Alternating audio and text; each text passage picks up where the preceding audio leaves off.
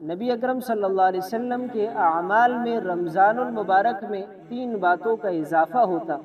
Number 1، پہلی بات، آپ صلی اللہ علیہ وسلم عبادت میں بہت زیادہ کوشش اور جستجو فرمایا کرتے تھے۔ حالانکہ آپ صلی اللہ علیہ وسلم عام دنوں کی عبادت بھی آپ کی ایسی تھی کہ آپ کے قدم مبارک میں ورم پڑ جاتا تھا، تاہم رمضان المبارک میں آپ کی عبادت پہلے سے بھی زیادہ ہو جایا کرتی۔ تو ہم رمضان المبارک کے اندر اپنے عام دنوں سے بڑھ کر عبادت کریں۔ کہیں ایسا نہ ہو کہ یہ رمضان ہم پر یوں گزر جائے کہ غیر رمضان میں ہم جتنی عبادت کرتے تھے رمضان میں اس سے کم کرنے لگے، تو یہ بہت بڑے خسارے کی بات ہے۔ ہونا یہ چاہیے کہ غیر رمضان سے بڑھ کر ہم رمضان میں عبادت کریں۔ دوسری بات، آپ صلی اللہ علیہ وسلم اللہ رب العزت کے راستے میں خوب خرچ فرمایا کرتے تھے، اپنے ہاتھوں کو بہت کھول دیتے تھے، یعنی بہت کھلے دل سے صدقہ اور خیرات فرمایا کرتے تھے۔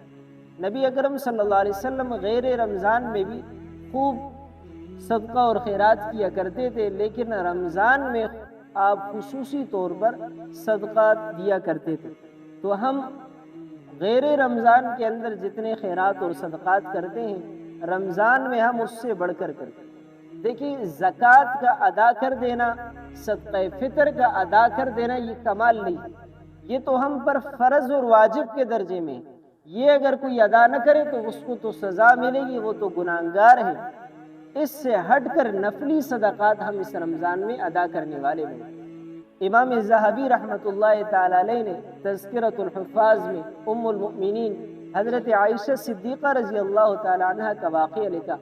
فرمایا کہ امیر المؤمنین حضرت امیر معاویہ رضی اللہ تعالی عنہ نے حضرت عائشہ صدیقہ رضی اللہ تعالی عنہ کے لیے 1,80,000 دراہم بوریوں میں بند کر کے بیچے رمضان المبارک کے مہینے میں۔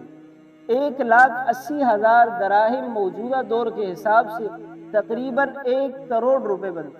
حضرت ام المؤمنین حضرت عائشہ صدیقہ رضی اللہ تعالی عنہ نے اپنے خادم سے کہا کہ مسجد مدینہ کے اندر اعلان کر دو کہ جتنے فقراء اور مساکین ہیں مسجد نبوی میں جمع ہو جائیں۔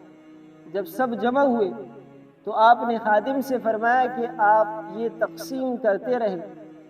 افطار سے پہلے 1,80,000 دراہم وہ ام المؤمنین حضرت عائشہ صدیقہ رضی اللہ تعالی عنہ نے تقسیم فرمائی۔ افطار کے لیے جب افطار کا وقت ہوا تو ان کے سامنے افطار کرنے کے لیے 1 گلاس پانی اور 2 کھجور پیش کیے گئے۔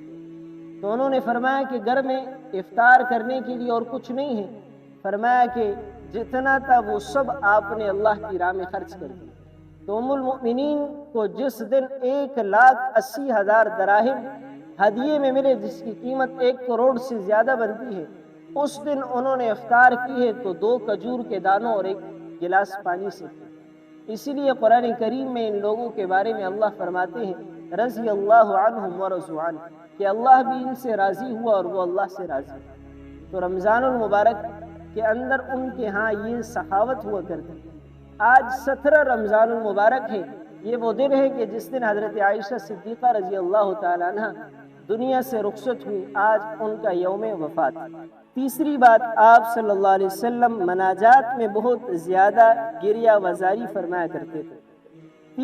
تیسرا جو خاص معمول نبی اکرم صلی اللہ علیہ وسلم کا تھا، آپ رمضان المبارک میں دعائیں بڑی کثرت سے کرتے۔ ہم اور آپ دعا بالکل نہیں کرتے۔ اگر دعا کرتے ہیں تو بس ویسے ہی ہاتھ اٹھا دیے اور بس جو کچھ زبان پر ہمیں رٹا ہوا ہے وہ ہم نے کہہ دیا۔ دعا نام ہے مانگنے کا۔ آپ نے بھکاریوں کو دیکھا ہوگا، وہ بھیک کیسے مانگتے، کیسے چمٹ جاتے بھیک مانگنے کے لیے۔ یہ دعا یہ ہم اللہ سے بھیک مانگتے، اور بھیک مانگنے کے لیے گڑ گڑانا پڑتے، آنسو بہانے پڑتے۔ اور ہم میں سے ہر شخص کو اپنے گریبان میں جھانک کر دیکھنا چاہیے کہ رمضان جیسا مقدس مہینہ ہم سے گزر رہا ہے، ختم ہونے جا رہا ہے۔ رمضان کے اتنے دن گزرے ہیں کہ میرے اس رمضان میں وہ دن وہ رات بھی آیا کہ میں نے اللہ کے سامنے ایک آنسو بہایا ہو۔ اگر آج تک رمضان المبارک کے اس مہینے میں نے اپنے رب کے سامنے ایک آنسو بھی نہیں بہایا تو یہ ہمارے لیے بہت بڑے خسارے کی بات ہے۔ ہمیں اس پر سوچنا چاہیے کہ ہمارے آنسو اس رمضان میں بھی اللہ کے لیے کیوں نہیں گر رہے. تو اس پر ہم سب کو سوچنے کی ضرورت ہے. اللہ رب العزت سے دعا ہے کہ عمل کی توفیق